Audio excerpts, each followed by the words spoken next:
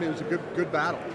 We are sitting down here with the legend, and I'd like to say a good friend of mine. I can call you that, right? Absolutely. Yes. Yeah. Bryan Broaddus. It's Bryan Broaddus. Yeah. Bryan Broaddus. Listen, where do we start? Let's just start with, of course, we got to start with the Cowboys. Yeah. From what you saw, what happened in that Green Bay Packers game? Wow. To me, when the Cowboys are really bad on defense, communication is a huge problem. And the metrics will tell you that Cowboy defense, when there's movement or motion, have issues. And what happens if you flip the formation on them, then all of a sudden you have communication gaps, problems. Tight end running free, 3 guys going at 1 receiver. They're playing Curse as a true free safety where he's been a box player all year. And so all of a sudden you get maybe a little cute, try and do something a little different, and it messed you up that way. Now, going into the game, you knew you couldn't run the football. It was going to be about Dak. It was going to be about being on his back. That's really kind of where this thing was. They gambled on the linebacker depth. It didn't work out. They gambled a little bit at safety. It didn't work out for how they thought it might. And, ultimately that hurt them. But that Green Bay game was tough because Green Bay had a great plan. They knew that by formationing the Cowboys defense that they could get favorable matchups, and they did. Now, we had Darren Woodson sitting here yesterday, and he didn't like the comment that I told him Micah Parsons made. Yeah. Where Micah Parsons said we got out-schemed. Yeah. He didn't like that because he felt like, no, it wasn't you got out-schemed. You got beat between the lines. Yeah. Woody is an old school player. One of my favorite players of all my years of working in the National Football League. Darren Woodson was my favorite player, and I'd been with Reggie White, Brett Favre, Tony Boselli. I've been with some great players, Fred Taylor. I've been with some great guys.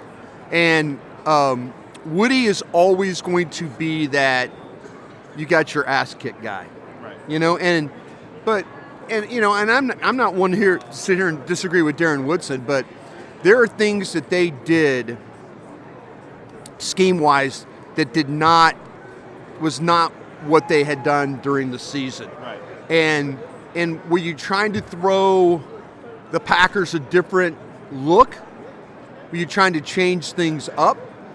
That's a question for our coach at the Commanders now. I'm glad you brought that up because that's where I go. I say, want to go back and look at that game. I give most of the blame to the defense because the defense didn't stop them at one time on the drive on the football field. No. And I'm sorry I had to put that at the feet of Dan Quinn. Yeah, that was, there were some things that that for 3 quarters they weren't very good on offense either, and then all of a sudden Green Bay they had game in hand, and now Dak is lighting people up and stuff. So you have to kind of figure that one out too. But that the inability, they just never could get into even to try to run the football in that game because the game got away so fast. And a lot of it, though, I'd have to say was self-inflicted with defense, and then and you got to give their quarterback a lot of credit for how he faced the pressure in the game. And they had a clear plan to attack the middle of the defense, and they did just that. If Bryan Broaddus is back in the draft room this coming up draft season, what would you be fighting with them to say, let's get this guy in the draft? Which position would you be fighting for in the draft?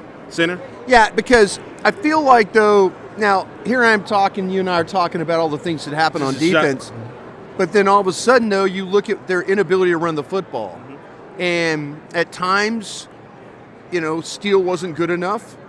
Martin and Steele really didn't work as well as they'd had in the past. Broaddus was at times was a liability playing. So, and then Tyron Smith, I thought, for the games he missed. But man, overall, he was playing at a very high level. So if I'm Will McClay, Stephen Jones, I'm looking at all the top centers in the country and trying to figure that out right now. I got one question I want to ask you. I listen to you guys all the time. I don't know if you know that, and I'm a big fan of 105.3 The Fan, G-Bag Nation. Mike McCarthy, I cannot fix my lips to say that he is a bad coach. I think. Can you agree with that? Yeah, I think there's things about Mike McCarthy that are very that as a scout you will appreciate. And I think overall, all you ever ask is they say bring me players, and you bring them players. All I ever wanted, though, is every time I brought a player, use that player. Find a way to use him, and don't just let him sit there and do nothing, And I think Mike McCarthy does a couple of things really, really well. I think he does get players involved. They find ways to use them. I think the way he keeps the health of the team is important, too. Right. And, you don't call it soft or anything like that, but, that's a healthy football team. When they went into that playoff game against Green Bay, they were a healthy football team from 1 to 53. They were healthy. And I know talking to people in the organization that they really like Mike's ability to schedule the practices, have the practice. Now, they lost a couple guys during practice, but, those are freak type injuries. Those are freak type incidents. Yeah. So, you said center would be linebacker. I was getting ready to say, what about? I was going to go to the running back. The hottest topic, Sneaky, the running back. Yeah, the running back. And depending on, this is a really good year of if you want to go into free agency with running backs. Now, on the G-Bag Nation, as you mentioned on 105.3 The Fan, we had a deal like, what's our budget to go get a running back? $3 million. Okay. So we were trying to figure out, okay, how do you get a $3 million running back? And there's several of them. And so, that's kind of where they're going to have to navigate this. I think they're going to look at free agent linebackers myself. So in this draft, the linebacking class is pretty good. The problem is there's some beat-up guys. And Dallas has done that before with the, if you go back to the Sean Lee, you go back to Bruce Carter, you go back to, they've dealt with Leighton Vander Esch. They have dealt with injured linebackers and drafted injured linebackers. I don't know if they necessarily want to do that again. We'll see. We got to talk about it. The quarterback. Yeah. What are your thoughts on the quarterback, Dak Prescott? I don't know if the quarterback could play any better than he did. And that's the thing that they're going to have to navigate now is there extension in the works? Do you want to get the cap number down? Do you want to let this thing ride? I don't know if the quarterback could play any better, and what happens, you got bounced in the first round of the playoffs. Was that all his fault? No. It wasn't. But here you are now 2-5 in playoff games. You have to figure out what the issue is. What's the common denominator here? Yeah, what is the denominator here that's causing them not to have success with their quarterback?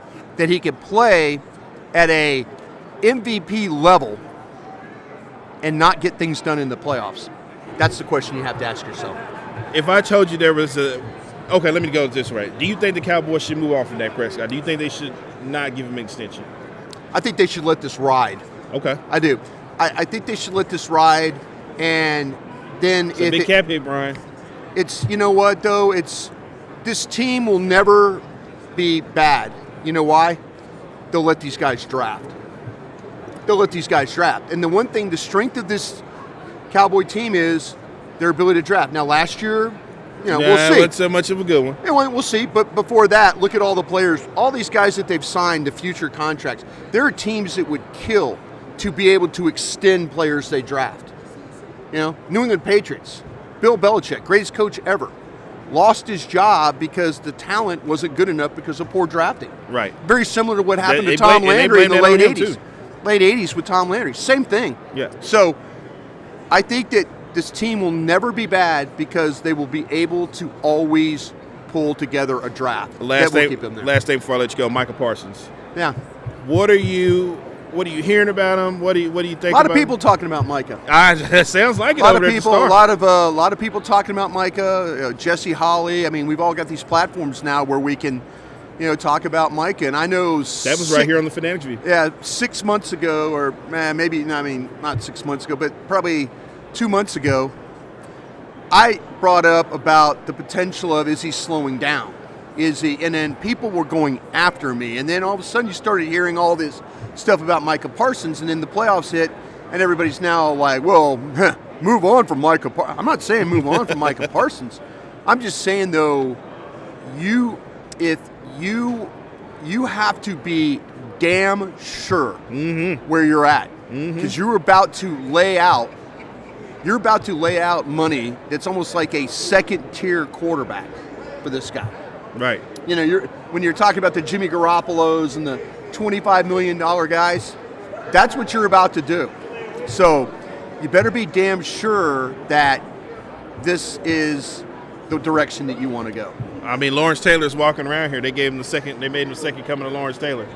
I tell you what, man, that Lawrence Taylor was a hell of a player. Yeah. I growing up watching him play. You probably scouting him, weren't you? Oh no, he was. I was a kid watching him play, but season ticket holder for the Cowboys. I saw him play a bunch. Talked to Parcells about him a bunch.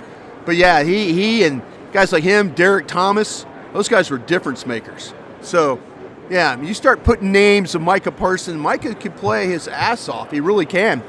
You know, but there's something that happens in the second half of the season that, there's the pressures, but where are the sacks? Pressures are important too. Does Bryan Broaddus talk the Dallas Cowboys into getting Micah Parsons an extension?